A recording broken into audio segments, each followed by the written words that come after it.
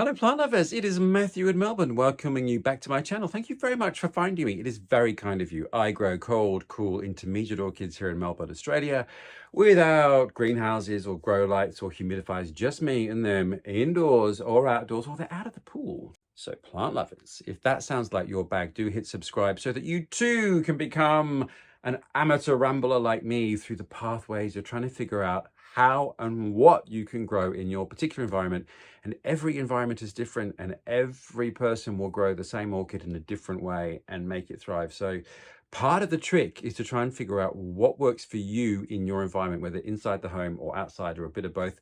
So that's what I'm all about, trying to figure out what works for me. And it might work for you too. So let's see. Now, plant lovers, I have made a video about this baby before. This is Holcoglossum kimbalianum.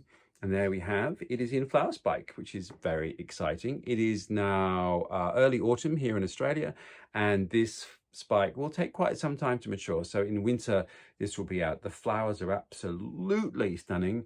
Very, very strappy, almost succulent-like leaves.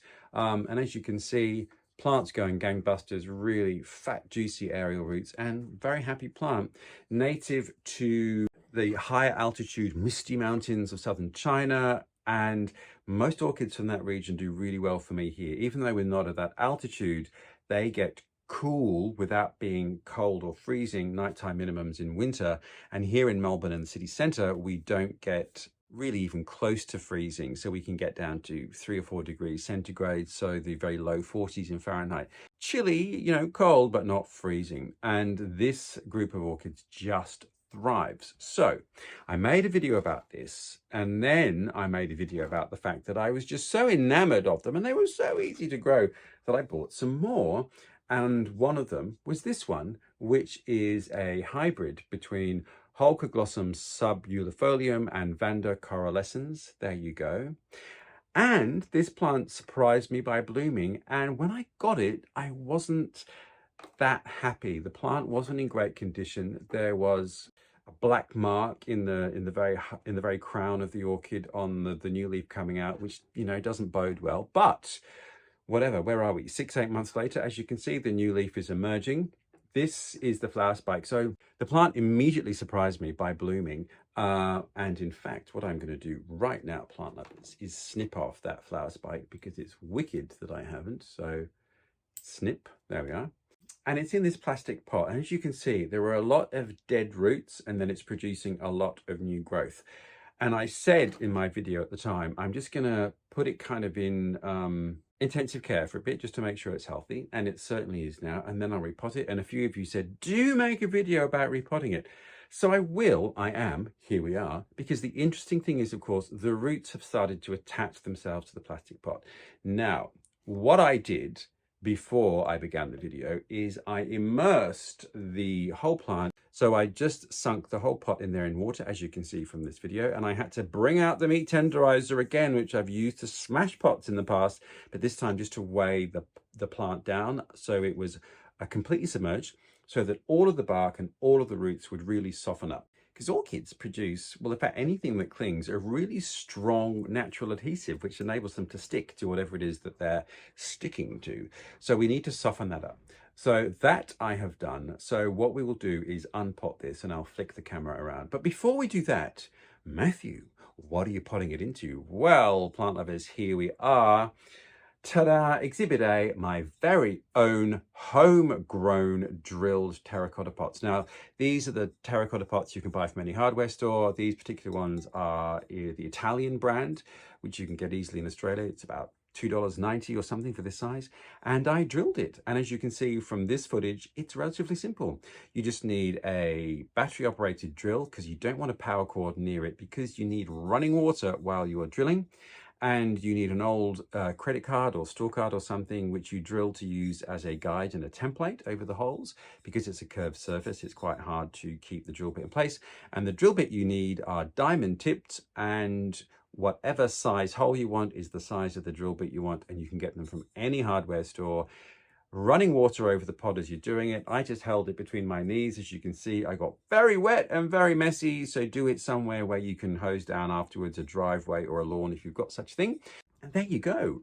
Super, super, super easy because you can drill any pot essentially and turn it into an orchid pot. So that is what we're going to pot into. So what I think I should do now is flip the camera and disembowel this from its plastic receptacle and show you what I'm going to pot it in. Okay, so let's remove Holcoglossum kimballianum, which is just beautiful, and there is the flower spike looking gorgeous. We'll put this over here.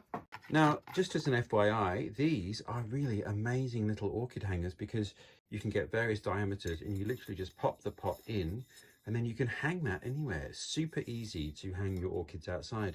You can get these any orchid supply place on eBay or really anywhere. I get mine from either eBay or Orchid Group Sales, which is where I got this batch from. And there's my fabulous drilled pot. Now, these are real epiphytic plants and need incredibly loose medium, or you can mount them, but I can't really mount things where I am. So what I have got here is very large bark, and that's really all I'm going to put it in. I've also got some slow release fertilizer, which I will put in the mix, and my trusty mycorrhizal fungi. Okay, let us now have a look at the plant. So what I have done, look, they're coming off quite easily.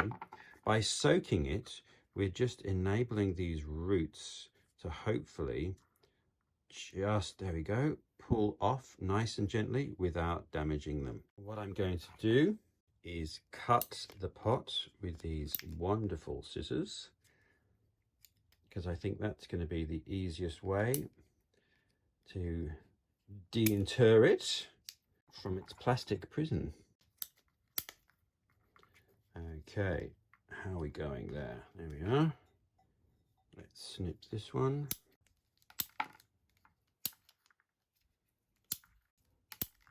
Right, there we go. So we've got the bottom off. So as you can see, there's lots of dead roots. So when I bought the plant, there were lots of dead roots, which did bother me somewhat. Now I'm going to snip it up this side. There we are.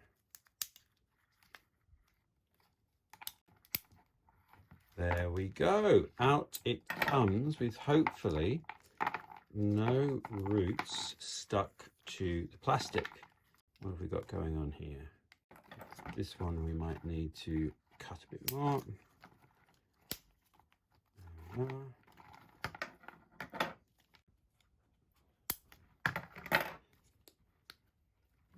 There we go. I think we've done it. Yes. Ta-da. Now, let's have a look at some of these roots. So what I am going to do is just trim some of these dead root ends off. These bits here. And there's just a few dead straggly bits here, which we'll snip off. Right. Now, the other thing is I am just not going to bother about trying to separate any of that medium because there's absolutely no need. So there we are. There is our plant. So the next step, which is very simple. So let's just pop it in our new pots. And there we go. It is that simple. And filling in the gaps with loose, large bark, as you can see. Giving it a little bit of support and anchorage. And there we are. So hopefully that is going to be happy as Larry. Now I am just going to put a little bit of slow release fertilizer. Now I imagine that this is probably just going to get flushed out.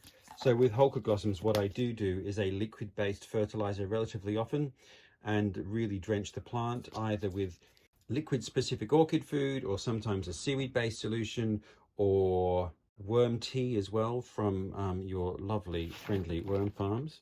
So there we are. Now I will put a little bit of mycorrhizal fungi in. Again, I'm really not sure, given the looseness of this mix, quite how practical that's going to be, but I will water this in and, you know, some of those spores might stick and grow in there or they might not. Either way, nothing's really going to hurt the plant. So there we go. So what we now do is pop the plant in the little metal hanger like that.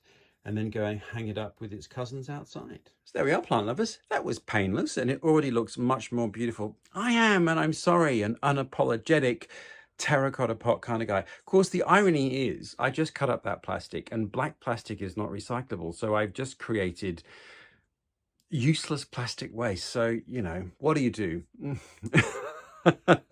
It's difficult, isn't it? Trying to be good all the time. Anyway, you know what, though? For me, it is aesthetics. I just love the look and feel of terracotta. I do not love the look and feel of plastic. I know it has all manner of advantages. It's light, it's cheap.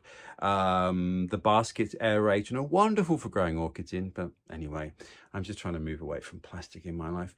So I will give this a good drenching now with a liquid tonic. I'll use a seaweed-based tonic just to give it a bit of a perk up and really drench that new bark that I put in there. So there's lots of sort of nutrients hanging around the surface for the plant to take up.